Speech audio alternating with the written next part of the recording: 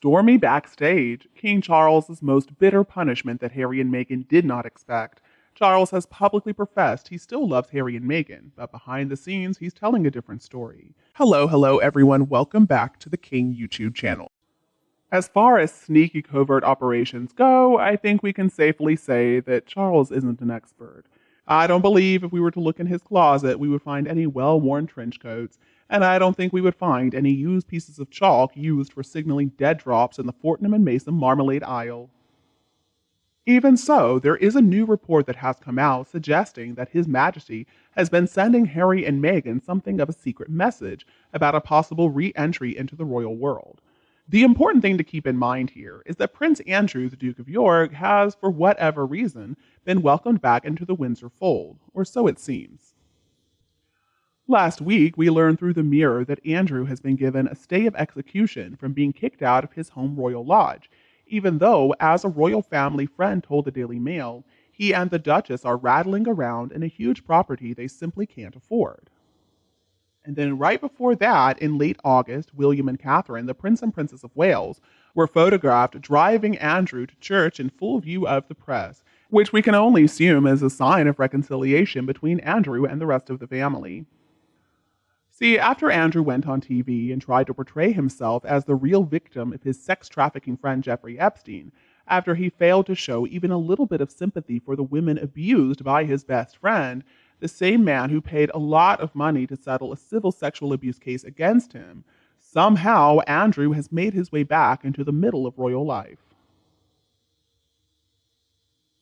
And I understand some of you believe that he should never have been made a pariah in the first place. But I and many other people feel a little bit disgusted by this new development of letting Andrew back in. While the royal family, though, is letting Andrew back in, we can hardly say the same for the disgraced Duke and Duchess of Sussex, Harry and Meghan Markle.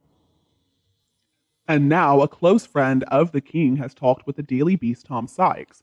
Now, his connections are pretty amazing, and he's explaining that Andrew's comeback contains a message for Meghan and Harry.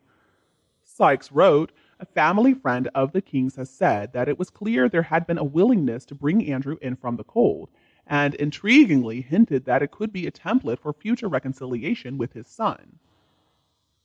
The royal friend said the extent to which the king has publicly made it clear Andrew is still a part of the family has caught some people by surprise. But ultimately, he has the interests of the monarchy at heart, and that means a united family, whatever its problems. Hopefully, that message is getting through to Harry and Meghan. And there is a moral in this whole story. There is a way back into Charles's good graces, and that door has not been permanently slammed shut in their faces. So maybe the king is going to try to be pragmatic and find some way to reconcile with Harry and Meghan. But is that really the best idea?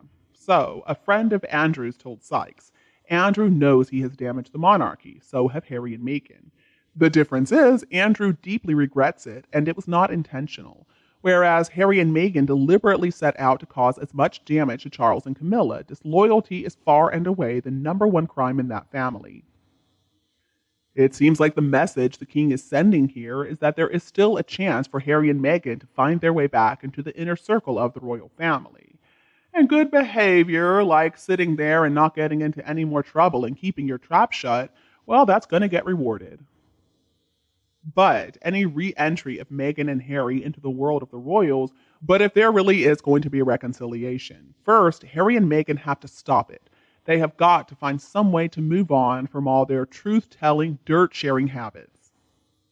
And unfortunately, there is not a sign that Harry and Meghan might be willing to change things up, that one day they'll be able to finally fix these broken relationships and be a close family once again. For better or worse, it doesn't even look like Harry and Meghan are interested in coming back to the family. It looks like they are more than happy to continue to try to make it on their own in Hollywood.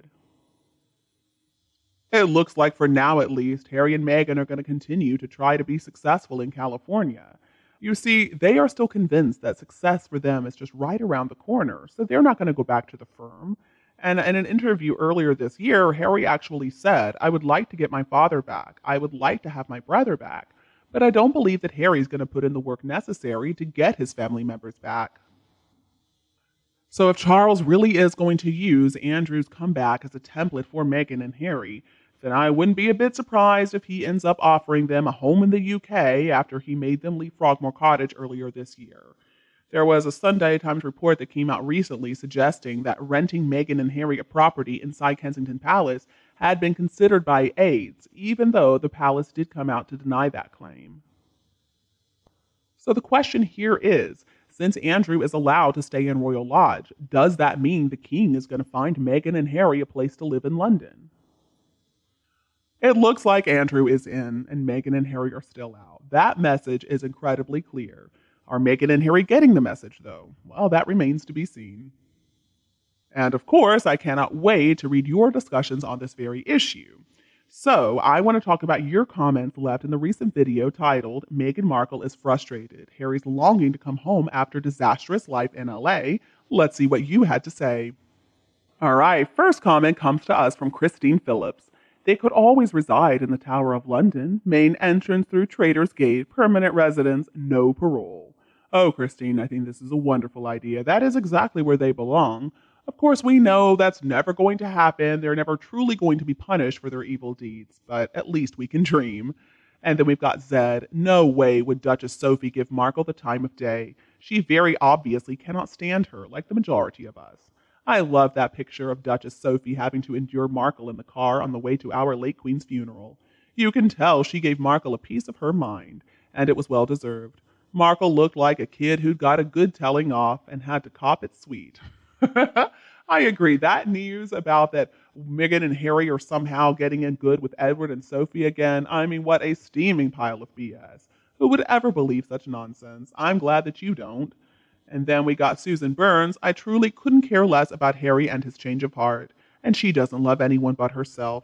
Don't want to see the pair of liars again. I think we can all agree on that. Although I don't really agree that Meghan even loves herself. I mean, I think she deep down inside hates herself. Then we got Veronica. This is known as self-inflicted pain, and the old saying that we have in the northwest of England of what you sow, so shall you reap. Oh, we have that saying in the American South too. And I think we are beginning to see the results of what Meghan and Harry have done. They are finally coming to reap what they have sown. Next comment from Lynn is in agreement. I also agree that the Tower of London would be the ideal accommodation. Aman, Harry is seriously dumb if he can't see he gets played like a piano by Meghan Markle. Or maybe he kinda knows and is being belligerent. Honestly, I think he knows, but he's in his rebellious phase. So he believes that as long as it pisses off his family, it must be good for him. Boy, could he ever be more wrong. And then Anna Paula, I think Meghan knows very well how to control Has, whether for the sake of their children or for any other reason, perhaps something linked to hedonistic pleasures. Without him, she is just a footnote in a gossip newspaper. She will never let him return to his family or the friends he had.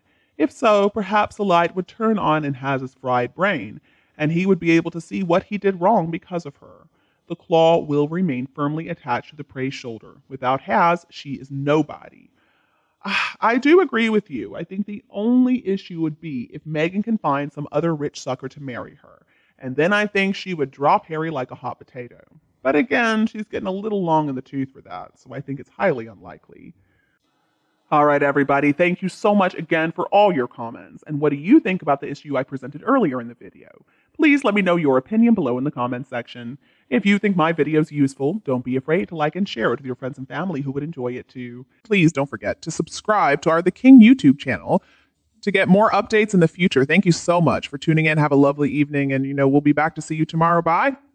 I love you all.